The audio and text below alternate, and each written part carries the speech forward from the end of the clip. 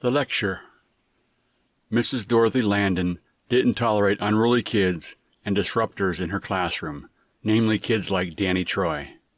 Even in the second grade, Danny was intentionally making girls cry by pulling their hair, picking fights with the other boys, and tripping people as they walked by, including Mrs. Landon herself.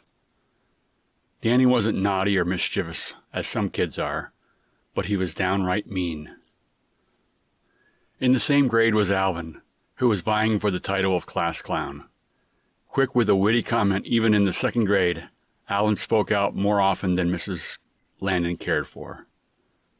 Everything was a joke to Alvin. After class one day, Mrs. Landon stood over Alvin's desk with her hands on her hips and her glasses dangling from a strap around her neck. Her eyes were laser-focused on Alvin, and even though he wasn't looking at her, he knew she was staring hard at him. A grade school teacher for 42 years, Mrs. Landon understood kids and their problems. What she saw in Alvin disturbed her, not because of his behavior, but where he was heading. Alvin stared at the floor and shuffled his feet, glancing up every minute or two. When you first came to my class, Alvin, you were fine, delightful even. But then you started to imitate Danny.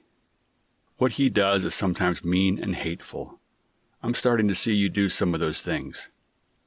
Alvin, Mrs. Landon said, I'm only going to say this one time, so listen carefully. You do not need to be Danny Troy. He is trouble, and you're not like that. I don't know why you do the things you do. Maybe you like the attention. Maybe you're just trying to be funny. But you're not like him.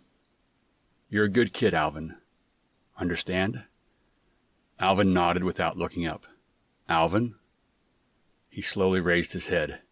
Alvin, I've spoken with your mother a number of times on the phone. I know a little about your home life. Your brother and all the trouble he's in. Your father and where he's gone.